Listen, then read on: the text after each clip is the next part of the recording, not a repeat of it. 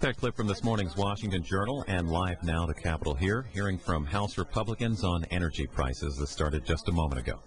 What's going on, and they want the Speaker, they want the Congress to come back in session. I would also say that if the Speaker does not bring us back into session, the President of the United States ought to keep us here and not let us adjourn. But we have reached a tipping point. The American people, and over in meetings, I was at a Kiwanis meeting in Manassas last night, and the message was, why can't you all work together? Why can't we get a vote? And so it is important that we get a vote. Secondly, we're watching the Olympics, and we're all pleased to see how many gold medals that America is getting. But I have a report from the Congressional Research Service, which I can show you, showing that China has now been working with Cuba, and Cuba is getting ready to grant leases to foreign countries to drill off the coast of the United States.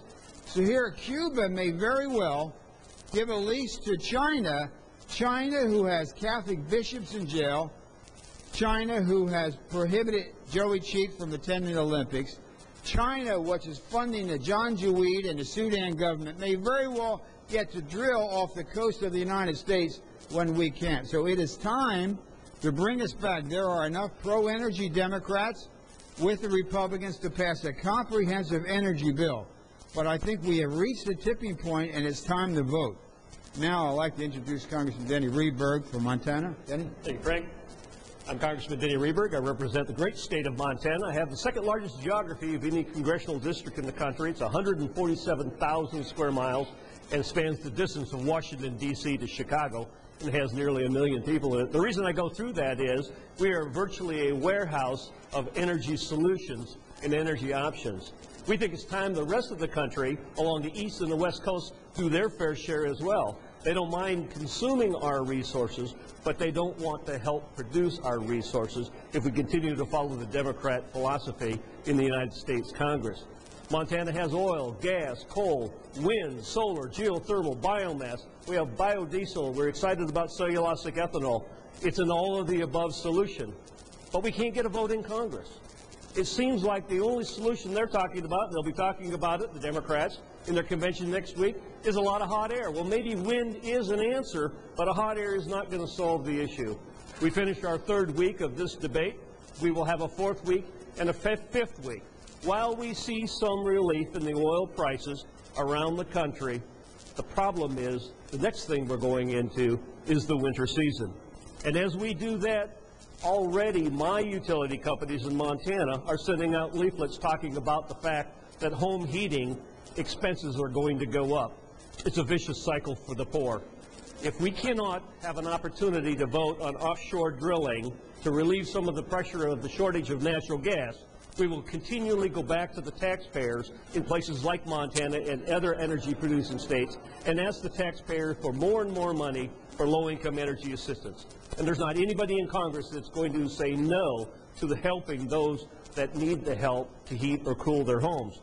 But it's a vicious cycle that can end if we can get Nancy Pelosi to get off her book tour, to come back to Washington, D.C., to call us in for a vote and give us the opportunity to pass the American Energy Act, which is an all-of-the-above solution. So we hope people will join in with us to continue to draw attention to the fact that we cannot get a vote, and the American people demand it. They get it. They understand it. They're not stupid. The problem is we can't get the Democrat majority to bring us back in. And as Frank had suggested, there are pro-energy legislators who would be willing to vote for this legislation. It's going to be pretty hot for them out at the convention, but we're going to continue for the next several weeks to draw attention to the fact that they're on vacation. We want to be working. We're here in Washington talking about an energy solution for the 21st century. At this time, I'd like to introduce Thaddeus McCotter, Michigan, our leader today. Thaddeus? Thank you. I just want to quickly add something that all three of our speakers have touched upon, is that we have a bipartisan, all-of-the-above approach to American energy security and independence. And what all the polling shows is that it has received support from all of the above, Republicans, independents, and Democrats. All we're asking is that for the People's House to fulfill its mission and allow a majority to come together, not as Republicans, not as Democrats, but as legislators on behalf of the American people, and do the right thing by the working families of this nation. We'll take your questions. You said a couple of times that the Speaker will call you back into session, the President call you back into session. Isn't it kind of obvious after 3 weeks now that that isn't going to happen? I think our commitment is to the American people, and that they understand we're here, we're fighting, we're asking that they bring us back, we're willing to come back, and we think that every single day that we delay is an extreme hardship on the American people. In Virginia Beach right now, the first question that our tourists ask when they check into one of our oceanfront hotels is, where's the grocery store?